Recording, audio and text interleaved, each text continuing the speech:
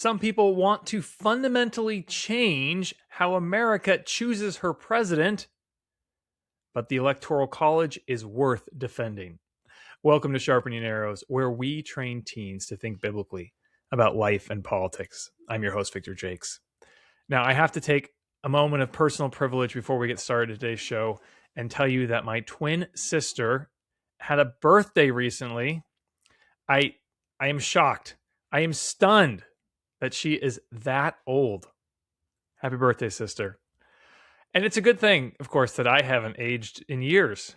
No wrinkles, no gray hair, no bags under my eyes.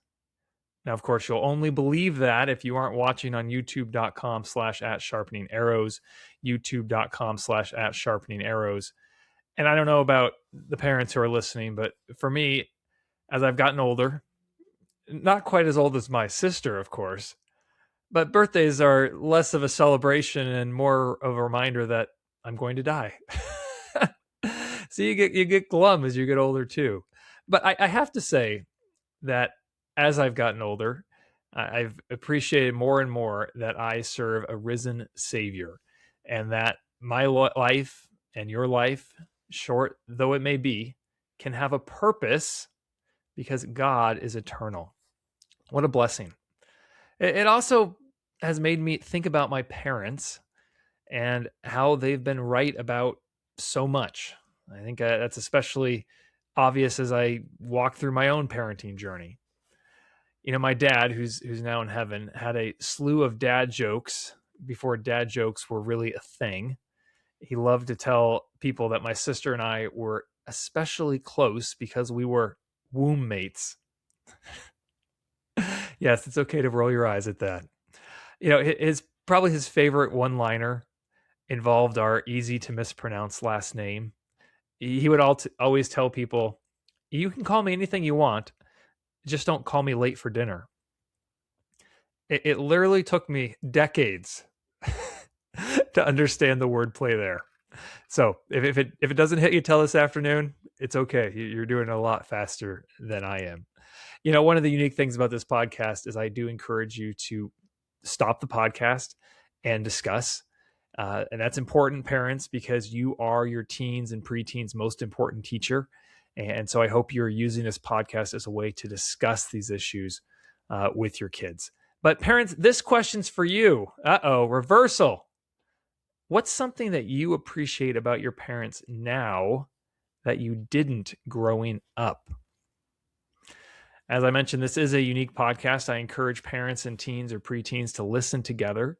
We're going to talk openly about the best ideas of the political left and those who are not Christians. We don't have to be afraid of those ideas, and we need to be prepared for them because destructive messages are pervasive in our culture. We must walk alongside our children and show them the truth, the better arguments that we have.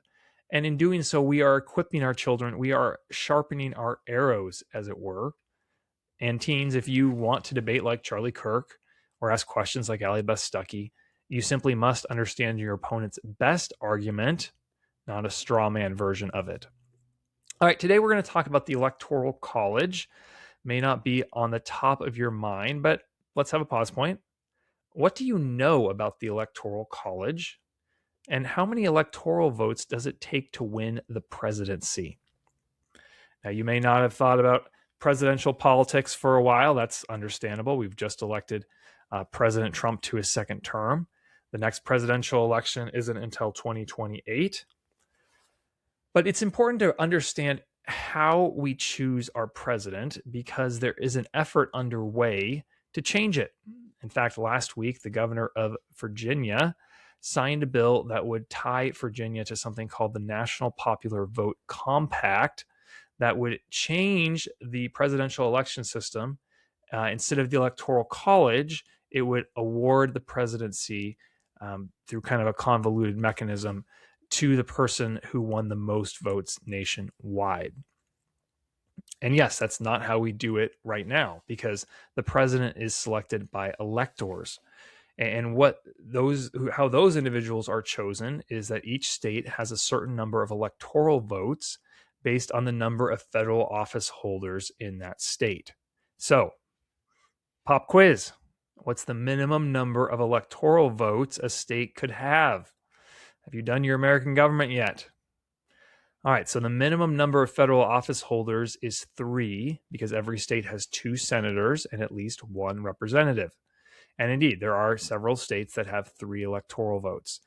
But there are also some that have a lot more. California has 54 electoral votes. Texas has 40. Florida, 30. New York, 28. Here in Nevada, where I'm recording this, we have 6 for seats in the House and 2 senators. And DC has 3 by a constitutional amendment. And so that's 538 electoral votes. And so you need 270 electoral votes to win the presidency.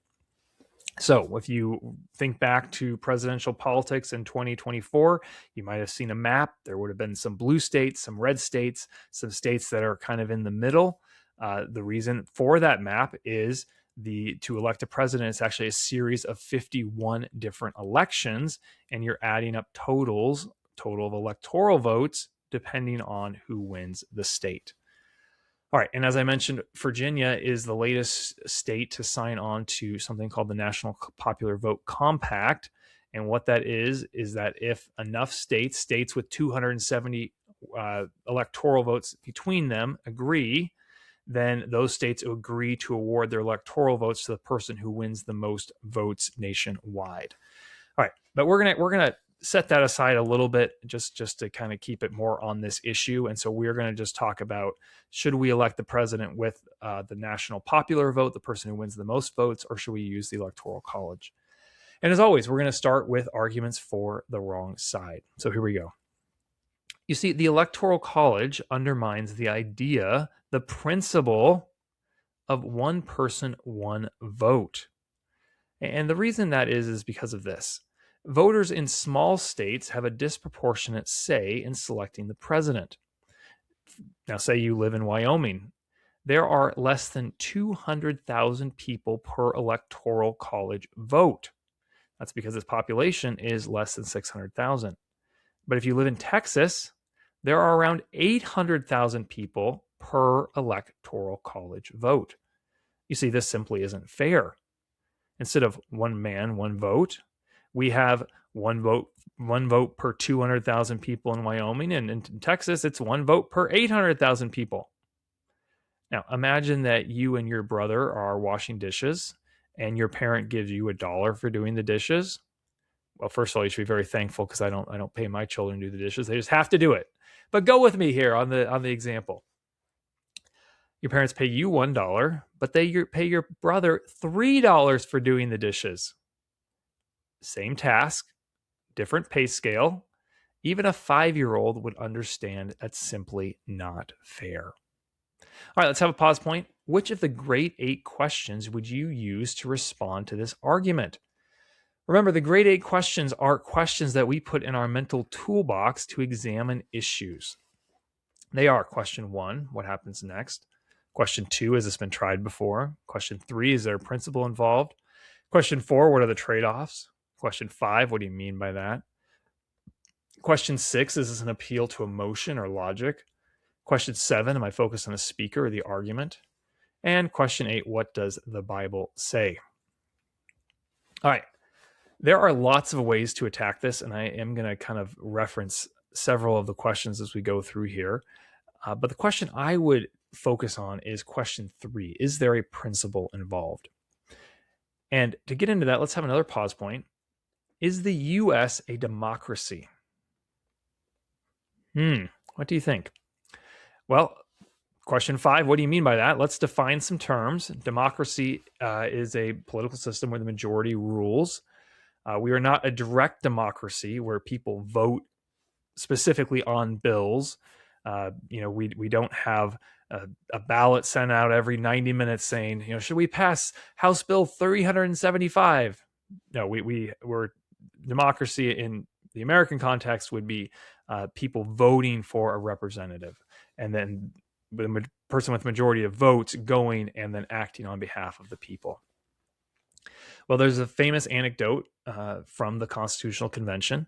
Benjamin Franklin emerges from Independence Hall at the close of the Constitutional Convention in September 1787.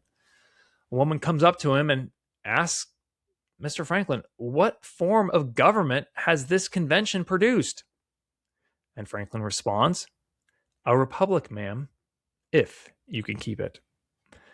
All right, so there's another term. Let's question 5. What do you mean by that? Do you see how we're using the questions in the process of this?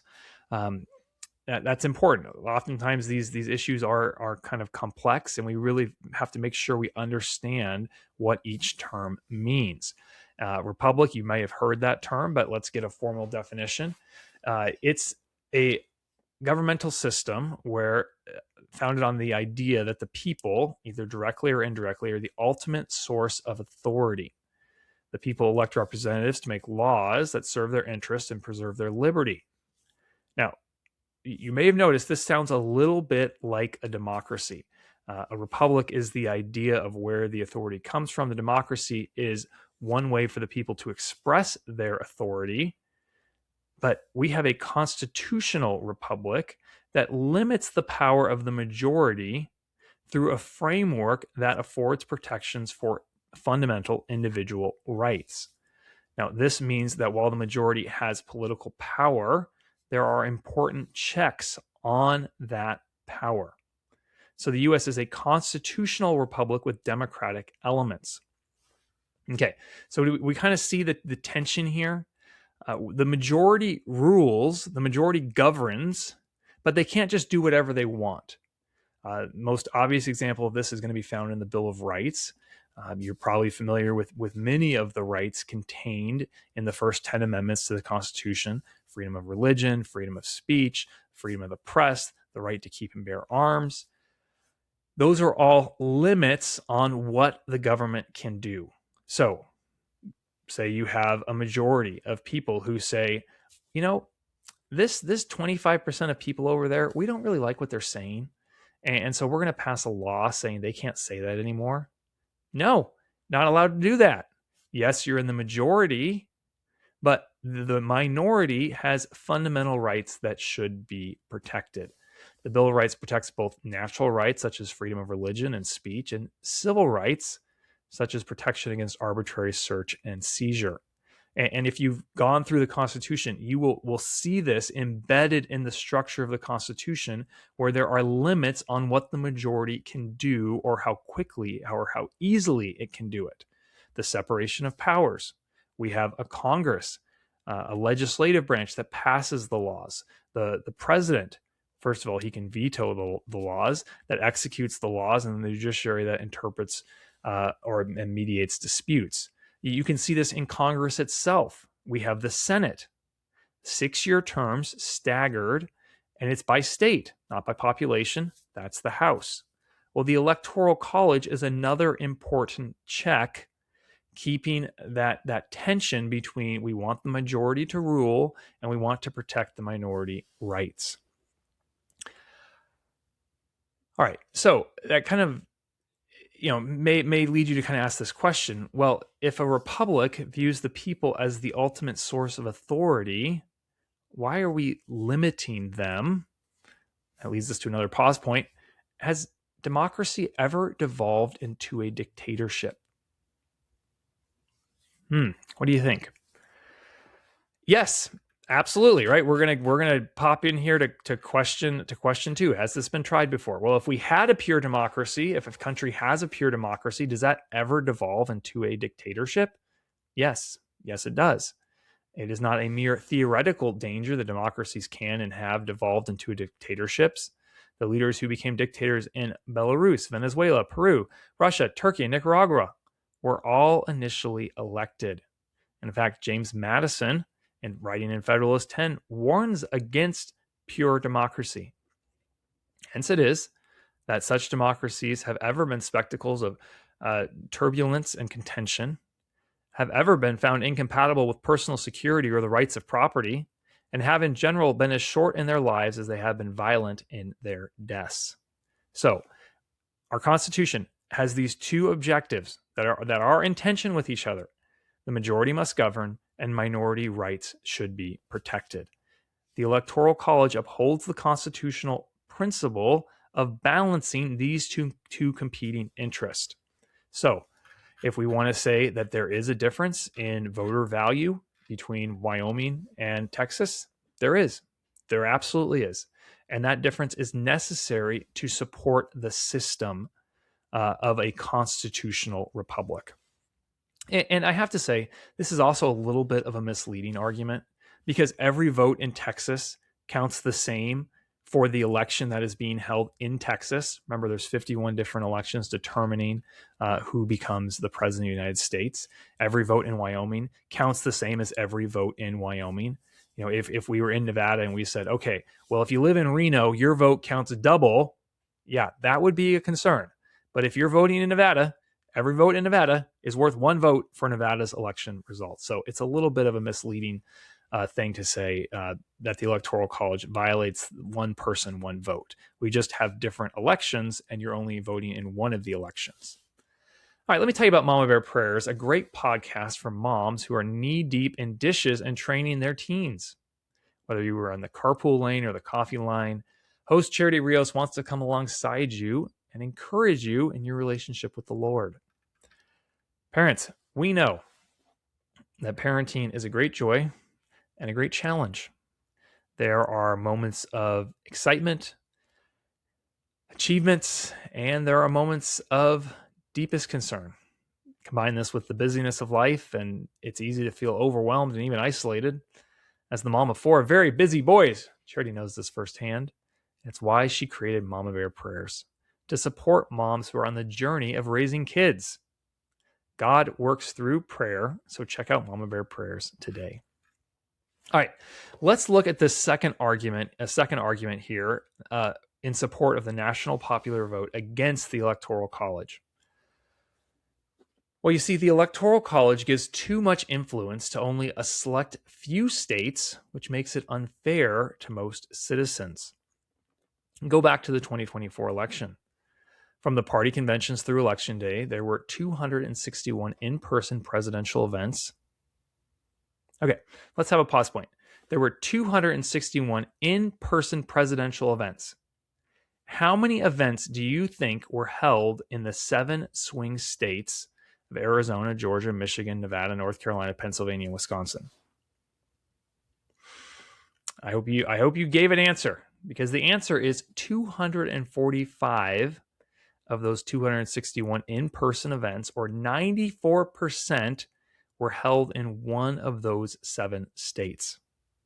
Just 16 presidential campaign events were held in the rest of the country combined, and 32 states, a majority of states, didn't even receive a single visit from a candidate.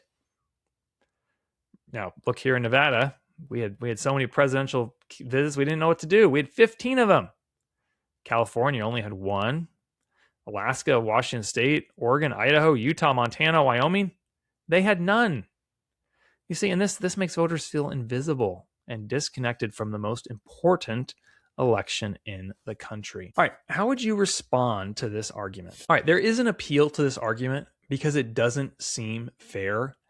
It seems unjust that campaigns would focus so much on so few states.